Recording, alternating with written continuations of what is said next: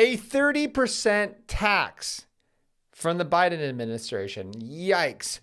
I'm going to get into that. But first, we have $136 million of liquidations in the cryptocurrency market over the past 4 hours. What's happening right now? Well, BlackRock's buying. And guess what? We're probably going to hear about that later, as we always do after pretty much every single dip. I wouldn't worry about this. I mean, we have just broken out of like all-time highs. We are fine. We're golden. We have another entire 6 months or so, in my opinion, that we are going to be going crazy up. So relax, enjoy this show. Follow us at learningcrypto.com if you want to see what we are doing with our crypto and what things we are buying. Let's go on. MicroStrategy. He's taking advantage of the dip too. So MicroStrategy is trying to raise $500 million through convertible notes. He's just going to be buying, and buying. You know why? Because that's going to make MSTR, his stock, rise to the moon, in my opinion, because you know what? His company is going to make so much money off of Bitcoin. It's ridiculous. All right, but let's go over this. Bitcoin is up 43% in just 3 weeks. So let's recap what MicroStrategy has done. MicroStrategy announced $600 million of capital raising, increased to $700 million, increased to $800 million. MicroStrategy's strategy announced another $500 million raising within days. Bitcoin ETFs, on the other hand, have broke $1 billion in inflows in a day. So this doesn't look like it's cooling off. And they've also ate up about $1 billion of GBTC liquidations as well from Grayscale. That's really positive news, because now guess who owns more than Grayscale? The ETF, the spot Bitcoin ETFs, the 9 Bitcoin spot ETFs. That is really good news, because that's not overhanging the market anymore. Plus, there is $56 billion now held in 10 Bitcoin ETFs. And that number is going to keep rising. Like I said many times before in my videos, that I think that BlackRock is going to want to own, and is going to get there, to own more than Satoshi has, which is 1 million Bitcoin.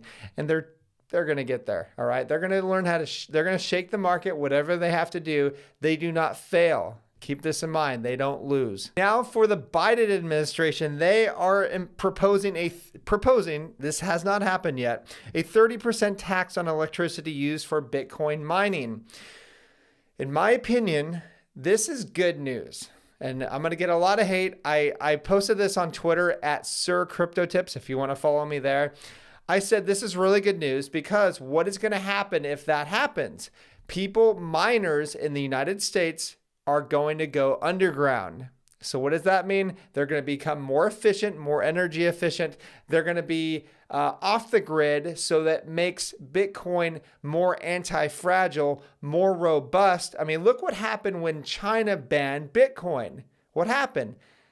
Bitcoin industry went underground and it thrived. And so I think the same thing would happen there. So with persecution becomes a more robust society, or at least a more robust Bitcoin, in my opinion. And I think that's, people are going to find out the hard way by, because before, like a year and a half ago, 2 years ago, I'm seeing people filming their mining facilities and going, hey, look what I got. Look at all the mining rigs, and this is where it's at. And yeah, it's cool. Now these people are going to be potentially targeted.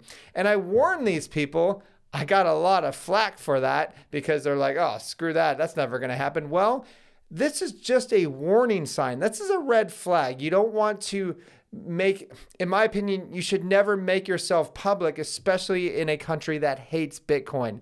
And we all know the US hates Bitcoin. But you know who doesn't hate Bitcoin? El Salvador, which dropped their income tax from 30%. Biden must have got the note from Bukele, but to 0% for money transfers and international investments. So I would expect, if you know anything about money, the main thing about money that you need to understand is that money flows where it's least restrictive. Okay, so think about it as water flowing down a river, hits rocks and stuff. It goes around it and goes to where it's least restricted, okay? That's how money works. And a lot of money is going to flow into El Salvador. A lot of money is going to flow. Like you have not seen anything yet, in my opinion. So this is very positive. And lastly, Craig Wright, a judge, said that he is not Satoshi. If you didn't know that already, I mean, come on already. But yeah, it's official now. He is not Satoshi. So whatever. Can we stop talking about him? Because that's all over my Twitter feed. Give me a break. Let's leave him alone. But with that said, please like and subscribe. Check us down below at learningcrypto.com. And I will talk to you guys soon. Stay disobedient. Bye-bye.